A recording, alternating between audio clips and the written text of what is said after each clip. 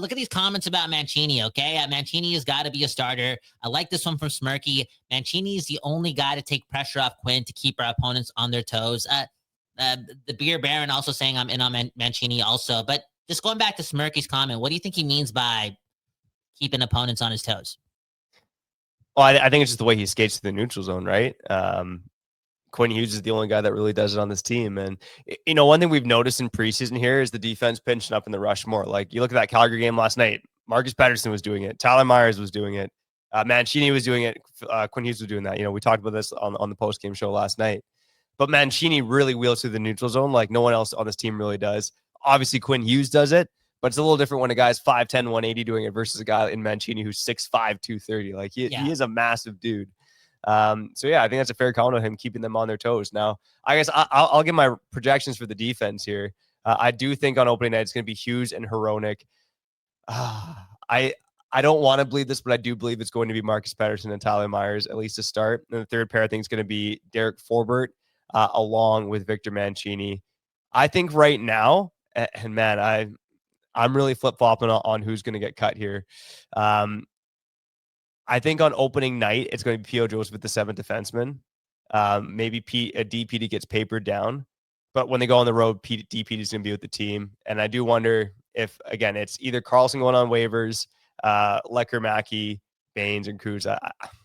It's hard for me to make a prediction on that. The more we do this show, Kyle, the more I'm leaning towards the fact that Braden Cruz might not make this team. Wow, dude. Okay, so, and that kind of leads me to my next comment, okay? And it goes to NGK. He's like, is there a clear mentor for Braden Coots on the squad? And I want to ask you this because you're at the rink a lot. Like, when we read those quotes about Ryan O'Reilly and how like the older players gravitated towards him, like he was just part of the team right away. Is Braden Coots just a story and just having a good camp, or is he like a Vancouver Canuck? Is he like, can you see the body language? Like, is he meshing with guys? Like, is this a close knit team? Are they gravitating towards Braden Coots, the veterans that is? Like, because I feel like the Canucks need more characters. They need more like main characters, and Braden Coots will hopefully get there one day. But all in all, like, again, I said this earlier. I feel as if the shininess has kind of like worn off, or just because of 4 days, and maybe it's because of the rain. But I feel like this team kind of needs Coots. And again, are some of the players like? Do you think they're like going to management or to Adam Foote and being like, you got to keep this guy? I don't get that sense, to be honest. Now, like, this is what I thought, before I, was kind of around the circles of Canucks meeting. I thought you go into the dressing room, you'd see guys all the time, but it's Canucks PR protects these guys. So I can't say I have this great bird's eye view of how Coots is being treated in that dressing room, but just from interactions in the hall and on the ice, he's name checked Sherwood, he's name checked Besser, he's around Sherwood quite a lot. So I think that's probably the main mentor for Braden Coots so far. But again, do I get the sense that the whole team's gravitating towards him? No, I don't get that sense. Again, this doesn't mean they're not, but that's not the sense I get from. And that's okay, because I feel like they got to start winning games to get really close. Like it's just a lot of shit's happened with this club, for real. And I think from that, this is not a video game. Like from the outside, we could be like, oh, this guy's a leader, that guy's a leader. They're probably a close bunch. And, you would like to think that happens ASAP, but I feel as if with so much going on outside the team and like all the pressure that's on the team, I feel as if they're not going to completely enjoy themselves / be themselves until they start like winning games, like getting that internal momentum. And then maybe they're all going out for dinners and they're becoming a close bunch. And yeah, I feel as if Braden Coots would 100% make the team if guys like Quinn Hughes, captain of the Canucks, I know more of an introvert, but captain nonetheless, was like, yo, Adam Foote, like you're not dropping this guy. This guy has to make the team. He's ready. Anyways, next comment. Smirky also saying 8 defensemen, you gotta go with 8 defensemen until Rutherford and Alvin make that trade. Now, this is I want to bring this comment up because I do think this is very, very important.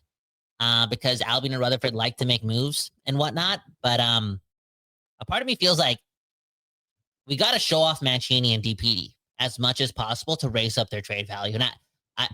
And And I know that's crazy to say. Like we just saw what the Florida Panthers guy Nicola. He got paid $5 million. Like, and honestly, like he's probably like the best number 5 defenseman in hockey. Gustav Forsling's probably feeling shafted right now. Yeah, no, he's making 20 mil too. Eventually, all in all, like you need like I think championship teams have 5 good defensemen. Like it's a top 5. I'd love to break down that theory with you on like a future episode. But this team also has Willander as well, Kuryatsiev, all these things. Like they could still have a deep decor if one of these guys got to go. And again, showing them off this year raises their value. Yeah. And whether it be a number 2 center or just even another winger, because we just went through we went through it. We saw the lineup. Like this team needs like another winger too. Yeah. They need some help on offense for sure. And Canucks fans aren't going to want to hear this right now, but Mancini is the guy that's going to have the most trade value because not only does he have the highest defensive floor, the highest offensive floor, but he's pretty solid defensively. He can skate really well. He's the flashiest player of the bunch. I think Mancini, compared to DPD, at least would have a higher trade value. Tom Willander has the draft pedigree. He's probably got more trade value than Mancini. But again, if we get a run of the regular season here where Mancini's looking awesome out there, like he has so far, like he did in the AHL last season, like he has so far during camp, he's gonna have the highest trade value of the Canucks young defenseman. Yeah, and I wonder if one of these guys, I've only seen him play a couple of times because we don't care about the Anaheim Ducks, but just based on how the pundits are talking about him, I wonder if like one of these guys, and they have to make the right call, like whether it be Willander or just even between deep. Let's just like leave it to DPD and Mancini. If one of these guys can either turn into a Nicola or even like a Jackson Lacombe, which is like a lot to ask for, but I don't know, Mancini could be a 40-point guy. I could see his skill set kind of give you that for real. And if he's good defensively, you kind of like you found another like Filip Hronek, like a really, really solid defenseman. Then yeah, like A, we won the Miller trade, and B, I think we get there sooner if they play a lot of games this year in the NHL. Like, we're not winning the. I don't want to say it. We can't win the Stanley Cup. I'm sorry, but I don't know. Like, do we need to make sure Derek Forbort, even when he's healthy, is playing 70 games this year? Yeah, and he hasn't played 70 games in a long time, so I don't think that's the case. Now, I think the one thing the Canucks got to be careful of, and Jim Rutherford's mentioned this, being caught in between, is the Quinn Hughes factor. Like, do you really want to go and trade one of these young defensemen if you think Quinn Hughes is going to leave this team, right? Because, right now, they're not going to stomach the loss of Quinn Hughes. Like, it's probably going to be a full scorched earth rebuild. Let's table it for another episode. But like right now, if Quinn Hughes were to leave, you'd have, Marcus Pettersson, Phil Hronek. Maybe your year on, you have a better DPD in Mancini. You got Tom Willander in the fold. Like you still have like 5 good defensemen there, right? Yeah. So that's one way of looking at it. But yeah, I mean, more likely than not, like one of those 3 guys is probably gonna have to be traded at some point if they truly want to upgrade their forward position.